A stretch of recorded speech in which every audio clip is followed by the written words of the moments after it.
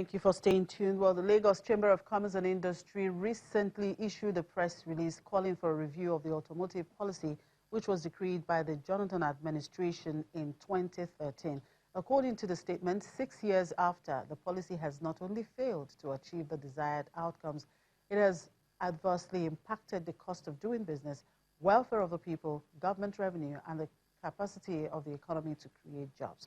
Well, the Director General of the Lagos Chamber of Commerce and Industry, Mr. Muda Yusuf, is here with me to expatiate further why he thinks this policy should be reviewed. Good morning, Mr.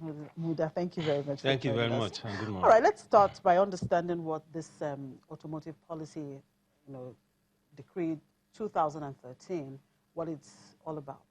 Yes, this policy was put in place by the Jonathan administration. And the whole idea of the policy was to see how Nigeria can begin to produce its own vehicles, which is itself not a bad idea. On the back of that policy, we had a sharp increase in tariff on new vehicles from about 20% to 70% importation of new vehicles, irrespective of the class of vehicle. The tariff on buses was increased from 10 to 35%. Tariff on trucks was also moved from about 10 to 35%. That was a significant increase. It could have been nice if, as a result of that policy, we are beginning to see outcomes in terms of Nigerian-made vehicles that are cheaper, affordable, and all of that, which was what was promised. But almost 6 years after, we haven't seen that. So why are you calling, for this review, and what do you expect to see in this review?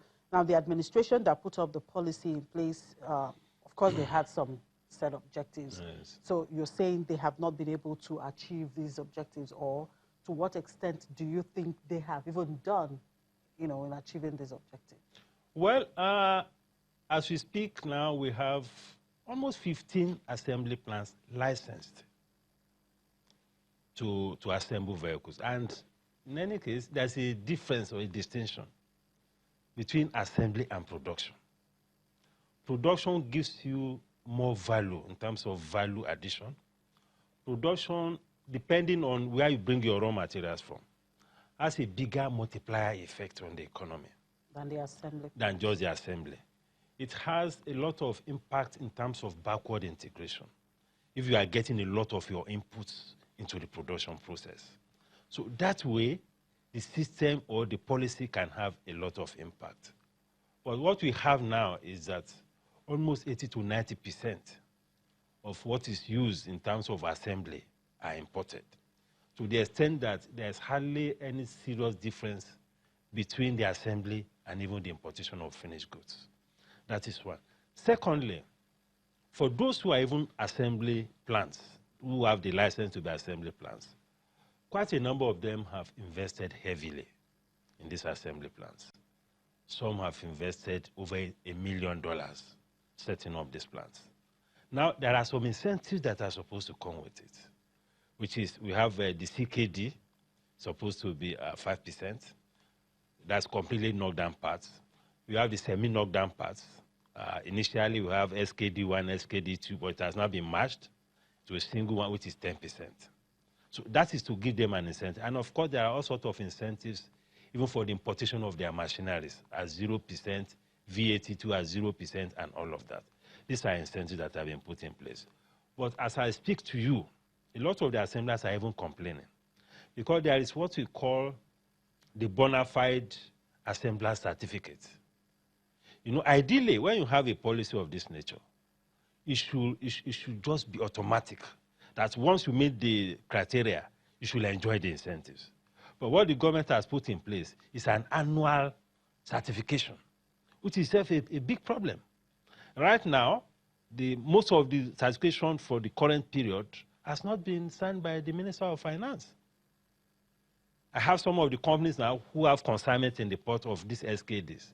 The customer are demanding that they should come and pay 35% duty.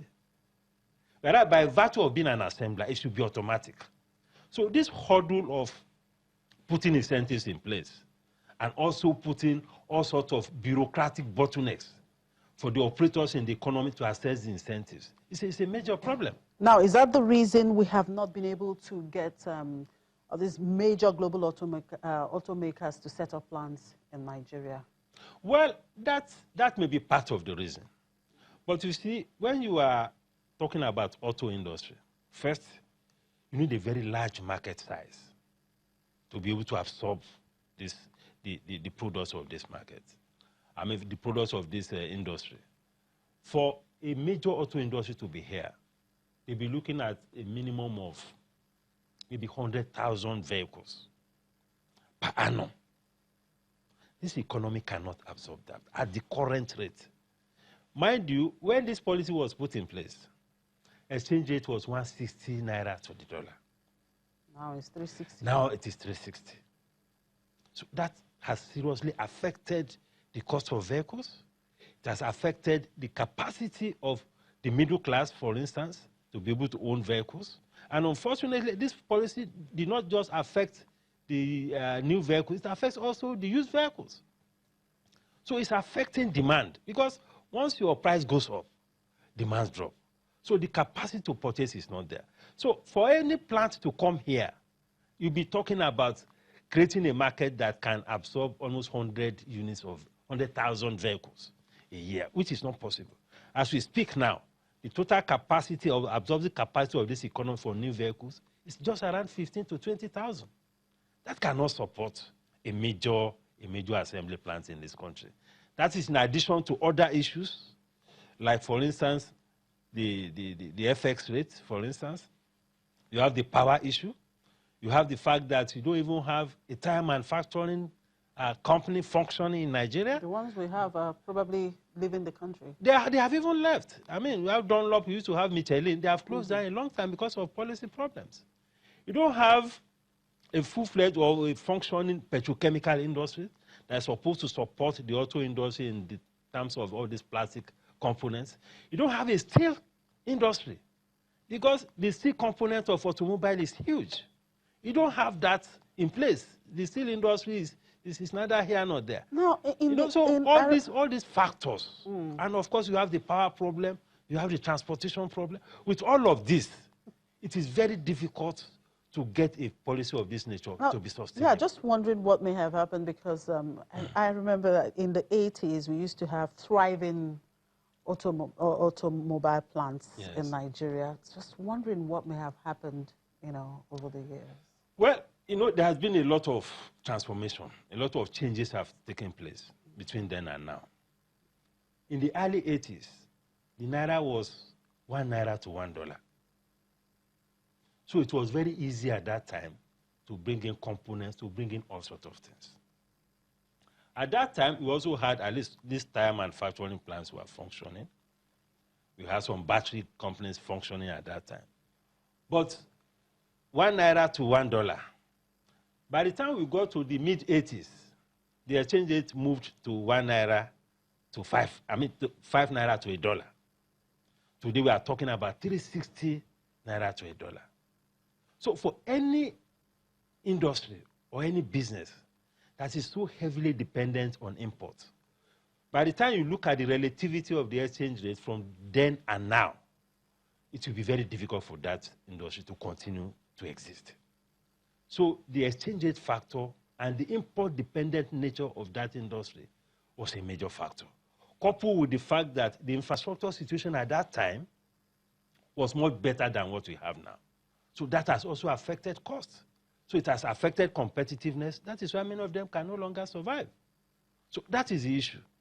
Then unfortunately, again, we have the challenges that this has imposed on the average consumer itself. Now, a brand new vehicle, for instance, at maybe 1.8 liter engine or 2.0 liter engine, some of them are selling for the top brands, they're selling for over 20 million. So you are dealing with a double jeopardy now. You are dealing with the challenge of exchange rate depreciation. Between 2013 and now, 2013 when the policy was put in place, exchange rate was 160. Today exchange rate is 360. Then between then and now, you now increase again the import duty to 70% from 20%. So this has affected quite a lot of stakeholders in this industry. And the present administration is at the point of reviewing some of its policies of the last 4 years.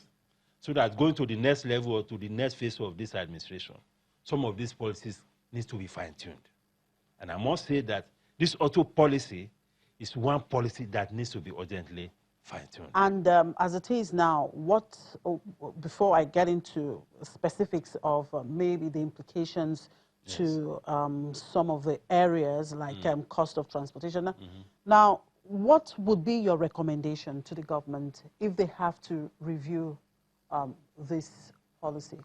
Well, if they have to review this policy, first, there is the effect on the average Nigerian of the cost of vehicle.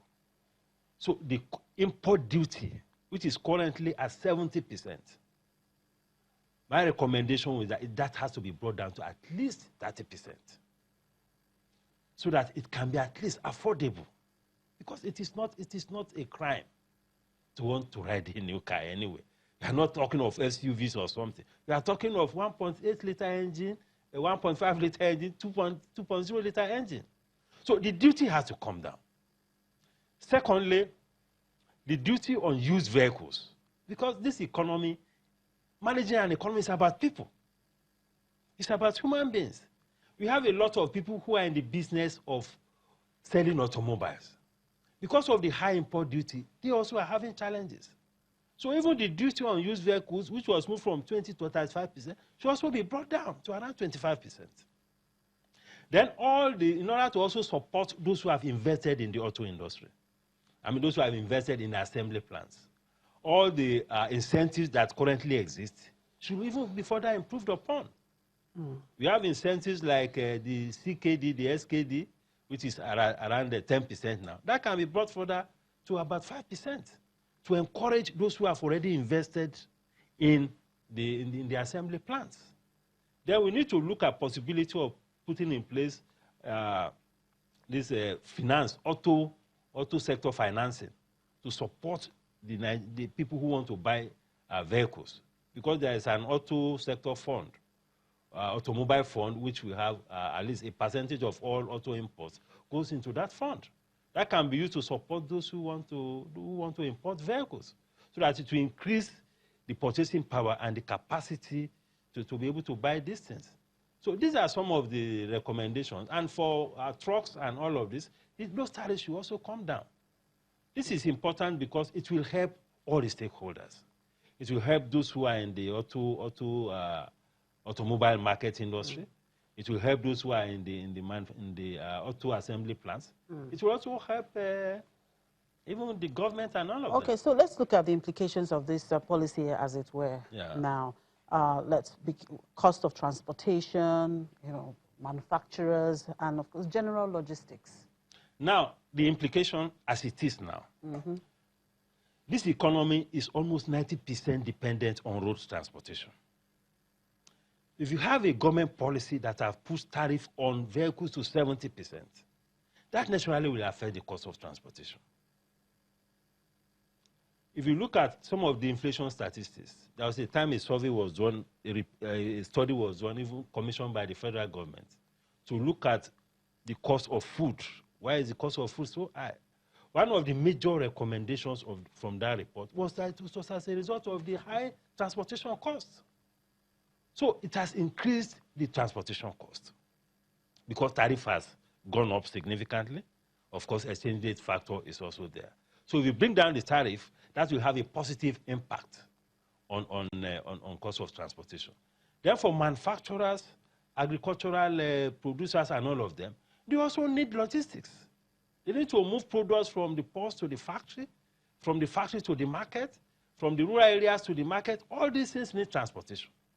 So one way to bring down the cost of all of this transportation, as it affects the cost of logistics of the manufacturers and other players in the economy, is to reduce the tariff. Okay. What about these are some of the implications for for manufacturers and other players in the economy. Yeah, what about the area of trade diversion to neighboring countries and, of course, the maritime sector business? What has happened so far is that because of the high tariff, there's a lot of smuggling taking place. Vehicles that are destined for Nigeria are taken to the Benin Republic. So first, the customs revenue that is supposed to accrue to government is lost because customs revenue has gone down significantly. And even so the Nigerian it also has its own implications on the customs revenue. It has implications on customs revenue. They have even complained. It has implications for the Nigerian Ports Authority. Yeah. Because we have the Roro part of the port, which is meant for automobiles. The demand, the utilization of that component of the port had gone down drastically. You know, so it has affected them. It has affected government revenue. It has affected the maritime sector workers in Nigeria. Because all these clearing people, that is where they make their living from. So if you have a policy that has now diverted trade from Nigerian ports to other ports, it's affecting them. That's their own source of livelihood. It's affecting those who are compliant people. Because in all of this, you have some unscrupulous private sector people too, who engage in the smuggling. We have some of them who are very decent. So those who are decent, who are paying the right duty, have no business to do. Because those who are smuggling have practically taken over the market. So there is a challenge of level playing field. So they have lost business. So there is a lot of implications from the welfare point of view, from the customs revenue point of view, from the NPA point of view, and from the point of view of those who are into the automobile business itself. I mean, when you pay 70% duty, who are you going to sell the vehicle to? You have buses. Many companies now cannot afford new vehicles. Hospitals cannot afford to buy ambulances and all of that. Educational institutions cannot afford to buy buses. And look at the commuter buses on our highways today. They are dilapidated, they are old, because the replacement cost is very high. In the long run, wouldn't you say now it's better to perhaps be using vehicles made in Nigeria than importing? It is better if you have the right environment to deliver the right kind of product. Because at the end of the day, because it is not an end in itself, it's a means to an end. The end is to make life better for the people. To the extent that the environment is not right, to the extent that you don't have the steel industry, you don't have the glass industry, you don't have the battery industry, you don't have the tire industry, you don't have the petrochemical industry, what are you producing? So we don't have to penalize other sectors of the economy because we want to support a particular segment. We should have a holistic view of policy and look at the impact across all the sectors. As it is, this policy is not sustainable. Whatever we can do to support those who have invested in the assembly plants, we should support them. And we should also appeal to the Minister of Finance. The bona fide assembler certificate. Some of them have submitted this certificate to the ministry since October last year. As we speak, it has not been signed by the minister. And the custom is insisting that even though you have set up an assembly plant, even though you are entitled to some of these incentives, to the extent that this certificate has not been signed, you cannot access the incentives. So the bureaucratic bottlenecks for investors to access incentives is a very big problem. Now, so we appeal to the minister to please sign this certificate for the assembly plants so that they can access the incentive that is on ground. But in the meantime, we should have a holistic view of these tariffs and bring them down so that this economy can function better. Yeah, but how much engagement have you had with the government and, of course, the Nigeria Automotive Council towards, pushing this to the government? We have had a series of engagements. These concerns have been presented to the government. Even late last year, we had an engagement with the Minister of Trade and Investment because the National Automotive Council is under this ministry. We have had engagement with the National Automotive Council. Serious engagement. All these issues have been tabled before them. But advocacy is an ongoing thing. So we need to sustain the momentum of this. Okay. Now that we are moving to a new phase of the administration, we call for an urgent review of this policy in the interest of all stakeholders. All right, thank you very much, Mr. Yusuf. Let's hope Thank you very much. everything will work out. Thank you very much. Yeah. All right, Mr. Muda Yusuf is the Director General, Lagos Chamber of Commerce and Industry. We'll take a break, and when we come back, we'll be looking at the trading day. Just stay with us.